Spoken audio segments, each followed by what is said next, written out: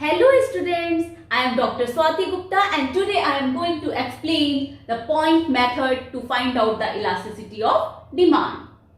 I have already explained the total outlay method and percentage method और उसका link मैंने description box में दिया हुआ है, जिन्होंने नहीं देखा है वो जाकर देख सकते हैं। पॉइंट मेथड जब प्राइस और क्वांटिटी में स्मॉल चेंजेस होते हैं तो प्राइस इलास्टिसिटी को फाइंड आउट करने के लिए पॉइंट मेथड यूज किया जाता है। इसके लिए एक फॉर्मूला है, price elasticity is equal to lower segment of the demand curve upon upper segment of the demand curve.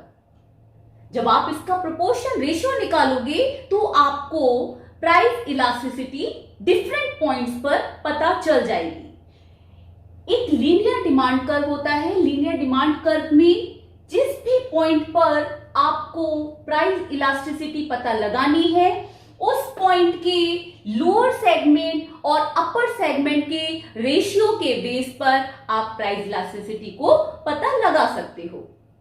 Suppose for example हमको बी पॉइंट पर प्राइस इलास्टिसिटी फाइंड आउट करनी है।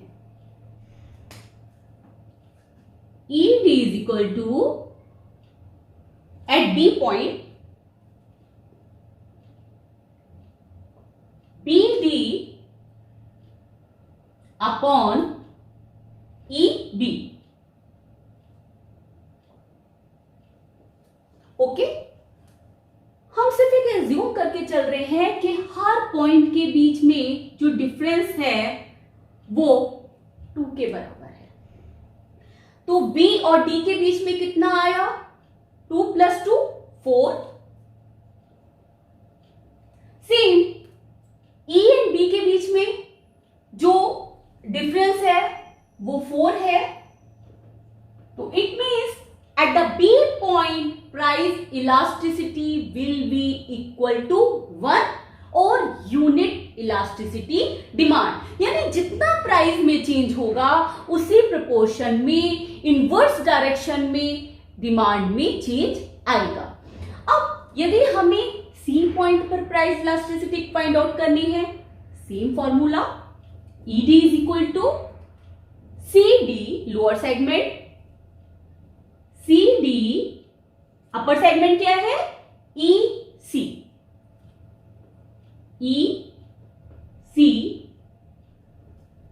CD हमारा कितना है? 2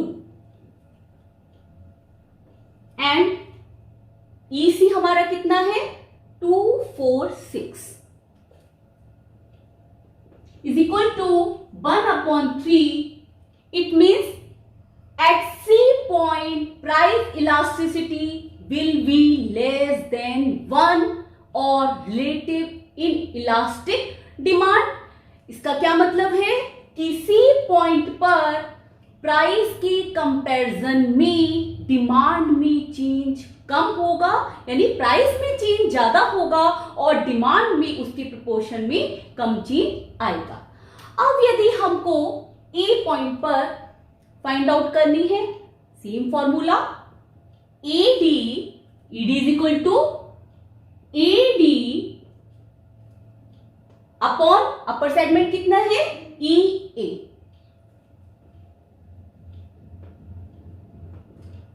हमने ये नंबर सिर्फ एज्यूम किए हुए हैं ताकि आप लोगों को अच्छे से समझ में आ जाए। AD हमारा कितना है? 2 2 2 6 upper segment 2 is equal to 2 3 is 6। At the A point, elasticity of demand will be more than 1 or it will be relative elastic demand। इसका क्या मतलब है कि प्राइस में चेंज कम होगा और प्राइस के कंपैरिजन में डिमांड में चेंज जब बहुत ज्यादा होता है तो उसको रिलेटिव इलास्टिक डिमांड कहते हैं। तो एट ए पॉइंट हमारी इलास्टिसिटी कितनी निकल कर आई है? ED is more than 1 because 3 आई है। B पॉइंट पर it is equal to 1 That's why ED is equal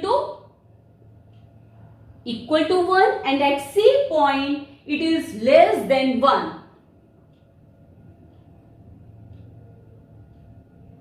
ये तीनों पॉइंट तो आपको क्लियर हो गए होंगे. A point relative elastic demand because it is more than 1. B point unit elastic demand because it is equal to 1 and at C point it is less than 1 and relative inelastic demand. अब हम E और D point का भी पता कर सकते हैं at E point. E point का लोअर सेगमेंट कितना हो गया? ED अपर सेगमेंट कितना है? 0. ED हमारा कितना हो गया?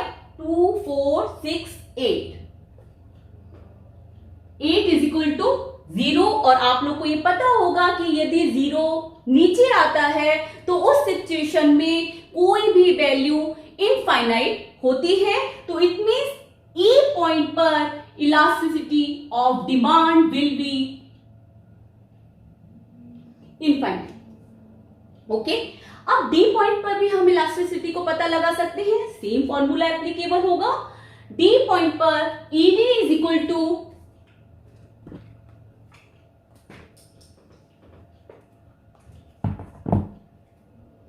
ED इज इक्वल टू हमारा कितना हुआ? लोअर सेगमेंट 0 है. Lower segment 0 upon upper segment ED. ED okay. ED हमारा सेम 8 आएगा. 2, 4, 6, 8.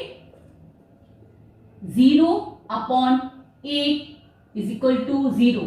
यदि 0 वैल्यू ऊपर होती है तो उस सिचुएशन में हमारा रेशियो निकालने पर जो वैल्यू फाइनल वैल्यू हमें पता चलती है वो 0 ही होती है. तो ये याद रखिएगा, यदि ऊपर 0 है तो इट विल बी 0 एंड यदि नीचे 0 है तो इट विल बी इनफाइनाइट. तो अब आप इस फॉर्मूले के बेस पर किसी भी कर्व पे प्राइस इलास्टिसिटी को इजीली फाइंड आउट कर सकते हो. होप सो आपको ये मेथड क्लियर हो गया होगा. In the next video I will explain the arc method of price elasticity of demand. Till then bye, take care.